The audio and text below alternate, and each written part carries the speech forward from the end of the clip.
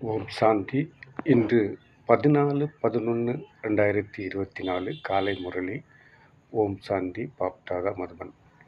இனிமையான குழந்தைகளே, இந்த கண்களுக்கு எதெல்லாம் தென்படுகிறதோ அதை பார்த்தும் பார்க்காதீர்கள். இவற்றின் மீதுள்ள பற்றை நீக்கிவிடுங்கள், ஏனெனில் இவற்றிற்கு நெருப்பு பிடிக்கப் போகிறது. என்ன பாபா இறைவன் என்ன சொல்ற பாருங்க.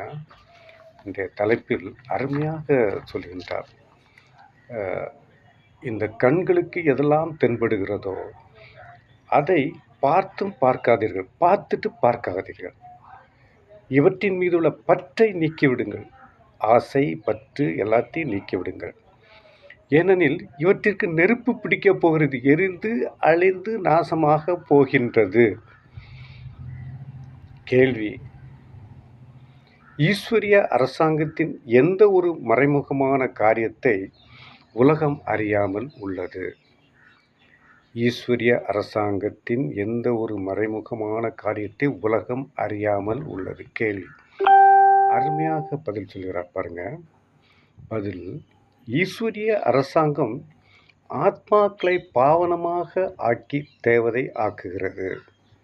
ஈஸ்வரிய அரசாங்கம் ஆத்மாக்களை பாவனம் தூய்மையாக்கி தேவதை ஆக்குகிறது. இது மிகவும் ரகசியமான காரியம். இது ரகசியம், யாருக்கும் தெரியாது. ராஜயோகத்தை கற்றுக்கொண்ட குழந்தைகளுக்கு மட்டும் தெரியும், மற்றவர்களுக்கு தெரியாது. இதை மனிதர்கள் புரிந்து கொள்ள முடியாமல் உள்ளார்கள். மனிதன் தேவதையாக ஆகும் பொழுதுதான் நரகவாசியிலிருந்து சொர்க்கவாசியாக ஆக முடியும். மனிதன் தேவதையாக ஆகும் பொழுது நரகவாசியிலிருந்து சொர்க்கவாசியாக ஆக முடியும் என்று இறைவன் கூறுகின்றார். மனிதனின் முழு நடத்தையை விகாரங்கள் கெடுத்து விட்டுள்ளன. இப்பொழுது நீங்கள் அனைவரையும் சிரேஷ்டமான நடத்தை உடையவராக ஆக்கும் சேவை செய்கிறீர்கள். இறைவனுடைய குழந்தைகளாகிய நீங்கள், ராஜயோகத்தை கற்றுக்கொண்ட குழந்தைகள் ஆகிய நீங்கள் அனைவரையும் சிரேஷ்டமான மிக உயர்ந்த நடத்தை உடையவர்களாக ஆக்கும் சேவை செய்கிறீர்கள். இதுதான் உங்களுடைய கடமையாகும். இதுதான் உங்களுடைய கடமை என்று இந்த கேள்வி பதிலில் இறைவன் கூறுகின்றார். தாரணைக்கான முக்கிய சாரம் 2 பாயிண்ட்கள். பாயிண்ட் 1: மாயையின் ஏமாற்றத்திலிருந்து தப்பித்திருக்க எந்த ஒரு விதமான இச்சையும் கொள்ளக்கூடாது. இச்சா மாத்திரம் அவித்யா ஆக வேண்டும். இதனுடைய விளக்கம், இந்த பாயிண்ட் 1 விளக்கம்: மாயையின் ஏமாற்றத்திலிருந்து தப்பித்திருக்க எந்த ஒரு விதமான இச்சையும், அதாவது எந்த ஒரு விதமான விருப்பமும் கொள்ளக்கூடாது. இச்சா மாத்திரம் அவித்யா.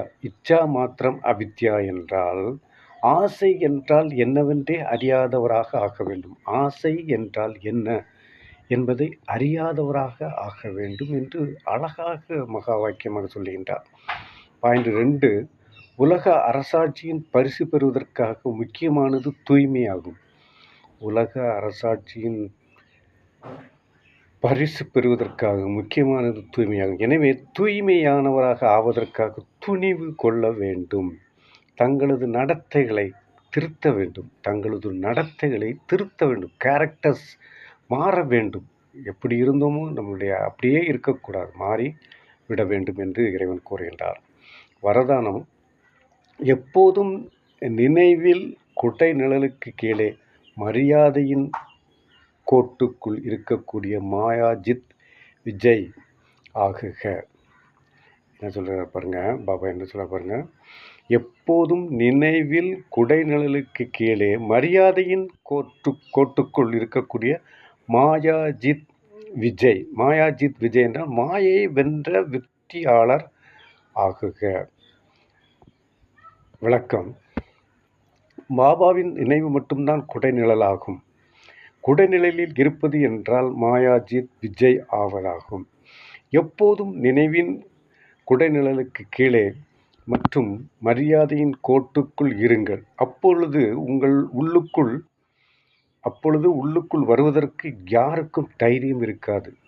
என்ன சொல்ற பாருங்க, எவ்வளோ இதெல்லாம் யார் அனுபவிக்கிறாங்கன்னா, அந்த ராஜயோகத்தை கற்றுக்கொண்ட பாபா குழந்தைகள் நல்லா அனுபவிக்கிறாங்க. என்ன சொல்றார் பாருங்க, அதாவது உள்ளுக்குள் வருவதற்கு, அதாவது பாபா எப்போதும் நினைவின் குடை நிழலுக்கு கீழே மற்றும் மரியாதையின் கோட்டுக்குள் இருங்கள். அப்பொழுது உள்ளுக்குள் வருவதற்கு யாருக்கும் தைரியம் இருக்காது. உள்ள வர முடியாது. அதை அனுபவிக்கலாம். மரியாதையின் கோட்டில் இருந்து வெளியேறினால் மாயா தன்னுடையவராக்குவதில் புத்திசாலியாகும். நீங்கள் இந்த கோட்டுக்குள்ளே இருந்து வெளியே போயிட்டீங்கன்னா மாயா மாயா என்ன பண்ணும்? தன்னுடையவராக்குவதில் புத்திசாலியாகும். வெளியே போயாச்சுன்னா அவன் தன்னுடையவராக்கி அதை மற்றவங்களுக்கு சொந்தமாக்கிவிடும் என்பதை அழகாக சொல்கின்றார். ஆனால் அநேக முறை வெற்றி அடைந்துள்ளோம். வெற்றி மாலை நம்முடைய நினைவு சின்னமாகும். ராஜயோகத்தை கற்றுக்கொண்ட குழந்தைகளுக்கு அனைத்தும் வெற்றி வெற்றி என்றே இறைவன் சொல்கின்றார். வெற்றி மாலை நம்முடைய நினைவு சின்னமாகும். இந்த நினைவில் இருந்து எப்போதும் சக்தியாக இருங்கள். அப்பொழுது மாயாவிடம் தோல்வி அடைய முடியாது. ஸ்லோகன்: அனைத்து கஜானாக்களையும் தனக்குள் நிறைத்து கொள்ளுங்கள். அப்பொழுது முழுமைத்தன்மையின் அனுபவம் ஏற்படும். கஜானாக்களை நிறைத்து கொண்டால் முழுமைத்தன்மையின் அனுபவம் ஏற்படும். அருமையான வாணி. இந்த வாணியில் என்ன முக்கியமான சில பாயிண்ட்கள்லாம் உள்ளே இருக்கின்றது. அதையெல்லாம் படித்து உங்களுக்கு காட்ட வேண்டும் என்றால் அதை நீங்கள் படிக்க வேண்டும். அப்போ தான் உங்களுக்கு அதனுடைய ரசனையை தெரியும். இன்றைய காலகட்டத்தில் ஒரு உலகத்திலேயே, உலகம் முழுவதும், கிராமங்களில் அல்ல, உலகம் முழுவதும் ஒரு குரு திட்டமிட்டு அழிப்பதற்கு ரெடியாக இருக்கிறார். அவர்களுக்கு எதை பற்றியும் கவலை இல்லை. அடுத்த குடும்பத்தை அழிக்க வேண்டும், அழித்தில் அதில் சுகத்தை அனுபவிக்க வேண்டும் என்று ஒரு உலகம் முழுவதும் இருக்குது. நம்ம யாரையும் குறையோ குற்றமோ சொல்வதற்கில்லை. பாபா இந்த வானியில் நடு பக்கத்தில் படித்து பார்க்கும்போது இருக்கின்றது. அதை நீங்கள் முழுமையாக படிக்கும்போது தெரிந்து கொள்ளலாம்.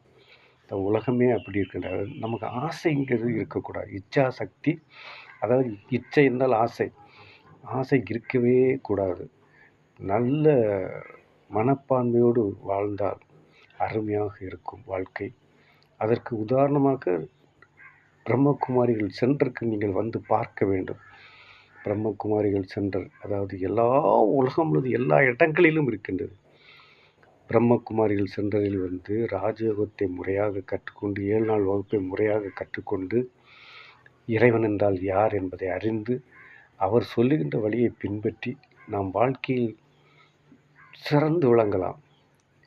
நமக்கு எந்த பொருளின் மீதும் ஆசை வரக்கூடாது. பார்க்கின்ற பொருள்கள் அத்தனையும் அழிந்துவிடும். நாம் கண்ணால் பார்க்கின்ற பொருட்கள் எதுவும் இருக்காது. அழியாத பொருள் ஒன்றே ஒன்று, ஆத்மா, பரமாத்மா, இறைவன். நமது புருவத்தின் மத்தியில் இருக்கின்ற ஆத்மா. அந்த ஆத்மாவை அழிக்கவே முடியாது. அழியாத ஒரே ஒரு பொருள் உண்டென்றால் ஆத்மா, இன்னொன்று பரமாத்மா, இறைவன். ஆகவே நாம் பார்க்கின்ற பொருள்கள் அத்தனையும் அழியக்கூடிய பொருள்கள். அதன் மீது ஏன் ஆசை வைக்க வேண்டும்? நமக்கு என்ன வேண்டுமோ இறைவனிடம் உண்மையாக இருங்கள், சத்தியமாக இருங்கள்.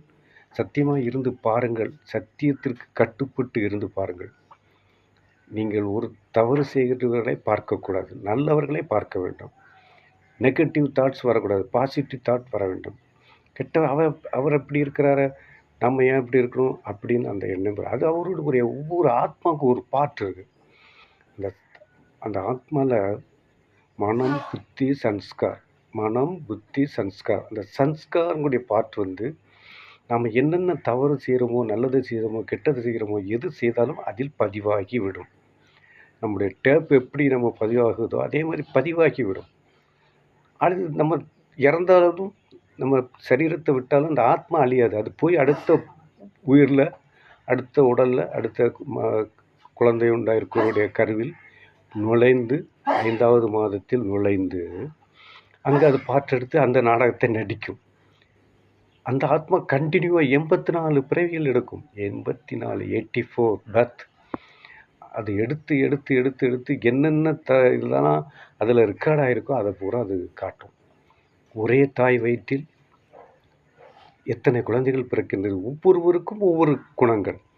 எல்லோரும் ஒன்று போல் இருக்க மாட்டார்கள். தாயைப் போலயோ தந்தையைப் போலயோ இருக்கவே மாட்டார்கள். அந்த ஆத்மா எங்கிருந்து வந்ததோ அந்த குணம் தான் இருக்குமே தவிர, நம்ம தாய் தந்தையருடைய குணம் இருக்குமா? இருக்காது. அண்ணன் தம்பி, அக்கா தங்கை ஒன்று போல இருக்க மாட்டார்கள். காரணம், அந்த ஆத்மாவை பற்றி நாம் தெளிவாக படிக்க வேண்டும். படித்தால் தான் புரியும்.